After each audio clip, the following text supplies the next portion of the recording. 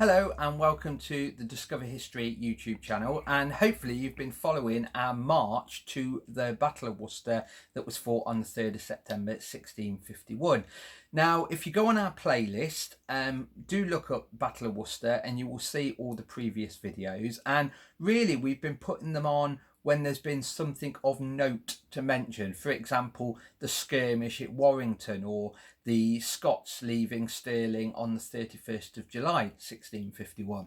So tonight we're going to look at the 20th of August 1651, and that's quite a key date because it will update you hopefully on how close that Royalist army is to the county of Worcestershire. They're really almost on the doorstep, in fact. Now, when we've been showing you the route down to Worcester, in one of the previous videos I used quite a small map, and that's quite a small map that we use when we do our battlefield tours, and it's quite a useful one just to give people an idea of the route that they took, because we do have a lot of people that are often saying the poor Scots marched 300 miles in 3 weeks. They were footsore and tired when they fought the battle. But what you have to remember is the battle didn't take place the moment they entered Worcester. There was a period where they did rest. And the other interesting thing is the Parliament army, the bulk of it, also left Scotland and marched to Worcester. So they were both covering over, in some cases, 300 miles in 3 weeks. So tonight what I've done is drawn a map on our whiteboard, and it's the whiteboard that we use when we've been showing some of the other battles. Ian, for example, had a picture of the defence of Hougoumont and Le Haye Saint on it, and I also used it with a map of Warrington on for the skirmish that took place just the other day. I've drawn a map of Britain because I want to use this video as a bit of an overview of the campaign so far, and it's not to scale. I must state that from the start. You may also notice that there's a couple of wiggles on the coastline that's not there, and you're probably thinking, wow, Carlisle's higher up than that. I do apologise in advance. Please don't comment with lots and lots of geographical problems. I'm a historian at the end of the day, and the key thing is just to give you an overview of where the armies were as they approached Worcester in the summer of 1651.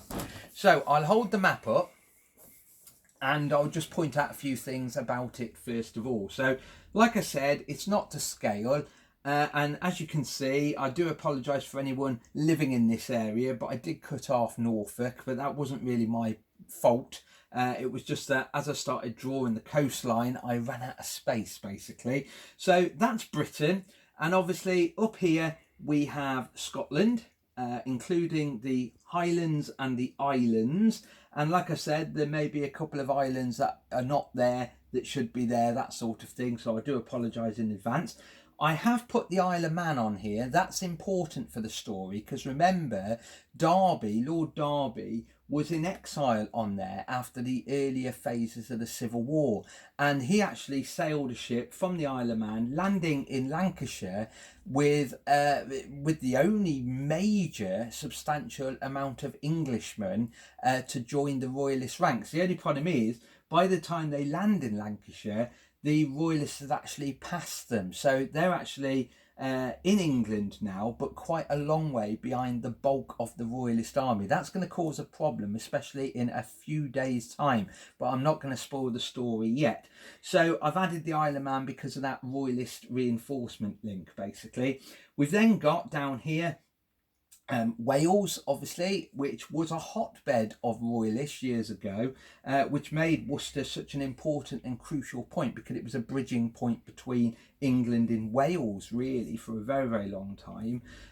In the centre, running down here, which I haven't marked on, is the Pennines. And the interesting thing is, the armies would have to divide on one or the other side of it, and that was a key part of Cromwell's strategy very early on, mainly because the hills are so steep it would be a nightmare to send troops over it with wagons and people in armour and things like that. So it's easier to go down the countryside, either on the west coast or the east coast, and that was a very important strategic point of Oliver Cromwell. So the Pennines are running down the centre there.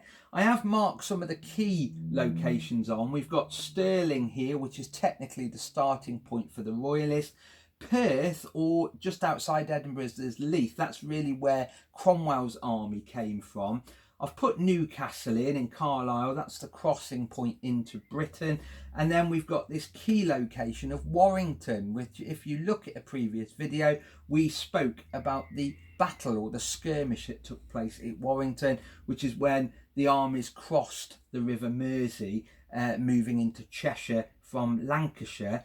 I've got Shrewsbury and Doncaster on. That's going to be important for the update in a moment. And then obviously we've got the southern part of England, south of Worcester, with London down on the east there and Bristol down on the west over there. And obviously I've just added the Isle of Wight. Once again, I do apologise if it's slightly bigger or slightly small. But like I said, the key thing about this is just to give you an idea of where everyone is in the run-up to the Battle of Worcester. So we've got three distinct lines on here. We have the red one, and that's the Royalist army. And the Royalist army left Stirling on the 31st of July 1651. Charles decided to flee Scotland. Some people said he was racing down to London for his coronation, in theory, or, and I like this theory and it's quite an important one, or was he fleeing Cromwell in the New Model Army in Scotland and thinking, well, if the Parliament army are up here, then the road to London must be open. What Charles doesn't realise is Parliament controls all the militias in the whole of Britain. So he can muster armies anywhere that is needed, really. So Charles leaves Stirling on the 31st of July and crosses the border at Carlisle and then snakes down the country. And if you follow all of Oliver Cromwell's accounts or the news reports that was being spread by Cromwell's propaganda machine, the Royalists pretty much plundered their way south. Some of the towns and cities did, if they had walls, close the gates, stopping access. Other ones let him in, and in places like Lancaster specifically, he was actually said to be addressed as His Majesty King Charles. So he was actually seen as a king in some parts of England. However, he was more of a king of Scotland. And if you look at all the books on the monarchs of this country, most of the time Charles II's reign starts in 1660 and not in this Battle of Worcester era in 1650, 1651. So the Royalists are snaking down the countryside, and like I said, there is a clash at Warrington. Do look up the previous video on the Warrington clash, and that's really crossing the River Mersey from Lancashire, as I said, into Cheshire.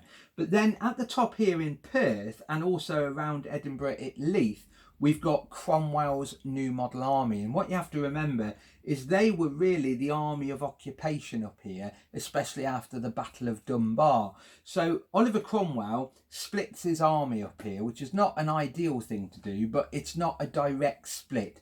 In other words, he's only sent 4,000 men, cavalry, under the command of Lambert, to shadow the Royalists down, to keep them going. Let's tire them out. Don't let them stop and break and have a rest. Keep them on the march all the way south. Lambert was also told to report back if the army was getting bigger, for example. So he was the eyes and ears of Oliver Cromwell. So the Lambert's force directly crossed at Carlisle as well, and they're pretty much following. They're literally right behind, within eye vision really, of the Royalists as they snake down.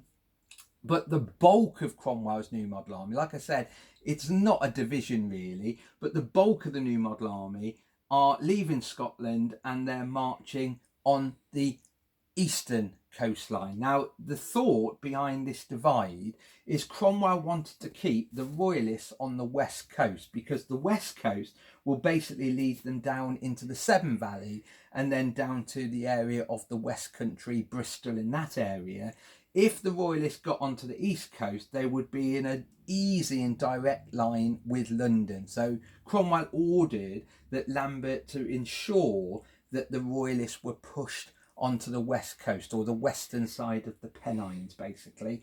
So there's the Royalist snaking down through the countryside, Lambert snaking behind them, and then down here we've got Oliver Cromwell taking his time technically, but both armies are suffering with the heat and the lack of water, which is a thing that's very rarely mentioned. Down here at Warrington, Lambert did clash with the Royalist forces, and the interesting thing is they pulled away. Now, we're not sure why, and if you look at the Warrington video, I've come up with a theory to why, but there is a little bit of a scrap and the Parliament forces withdraw from them, which is why you will see that the line splits away from these Royalists, but they can still keep an eye on what's going on as they move south. But there is another line. Like I said, we've got a red line and a green line. The green line actually split. We've also got these dotted lines. One's coming from Newcastle, and we've also got one coming from the east side of the country, which also includes London in Essex. And then we've also got one coming from the West Country, places like Cornwall and Bristol. These dotted lines coming down and all sort of converging in the Midlands here are in fact the militias, the trained bands, these civilians, these armed troops basically, men that was meant to do military service. They were meant to train on a regular basis. They were meant to most of the time have their own arms and weaponry. And Harrison is organised the men from the north here, and they're actually leaving Newcastle and heading down. Some of them would have took part in the Warrington fight. We know the Cheshire militia took part. They held the bridge at Warrington for a good 2 hours before they withdrew. And obviously the London militias and all of the militias from the south are heading north. They're all sort of converging into the Midlands, really. So on the 20th of August 1651, the Royalists were now in the area of Shrewsbury, thereabouts. Some people say in the little town of Tongue, for example. So somewhere in that area, thereabouts. And it was an army now of about 12,000 strong. There was a few people that had joined the ranks, really. But they'd actually lost a lot from desertion as soon as they'd crossed the line. Mainly because some of the Scots were worrying about Monk. General Monk was in Scotland that Cromwell left up there to harry the Scots up there. And not only that, there was clan warfare between the different clans. So it would have been a horrible situation if you were a Scotsman down here, a long way from home, to be fair. So that's the story with the Royalists. Cromwell is around about Doncaster, or that sort of area. Some people say the night of the 20th, he was actually in Chesterfield, so a bit further south than that. So generally, the Royalists have got to the Shrewsbury area. The Parliamentarian New Model Army is around about Doncaster. And we've then got Lambert and the northern militias really heading down to the Midlands, whereas these militias from the east and the west are moving north. So in fact, the battle could take place any day. Now, we know it took place on the 3rd of September, so there's a lot more of the story that we need to talk about. Some people did envisage the battle happening around about Lichfield or even the Birmingham area, but we know famously that the battle takes place here in Worcester in the Severn Valley. Now, hopefully this has given you a bit of an overview of the campaign so far. Do look back in the playlist if you want to have a look at specifics of the story, including how the troops dressed at the time of the battle. And in the next video, so the 21st of August and the 22nd of August, we will actually do those out on location, because by the 20th and by the 21st and the 22nd of August, the Royalist army is in the area. They're in the area of Worcestershire. So myself and Ian will take a little journey out and we'll do some on location videos looking at the Royalists as they enter our county. Anyway, on that note, stay safe, make sure you subscribe and make sure you share. See you soon. Bye bye.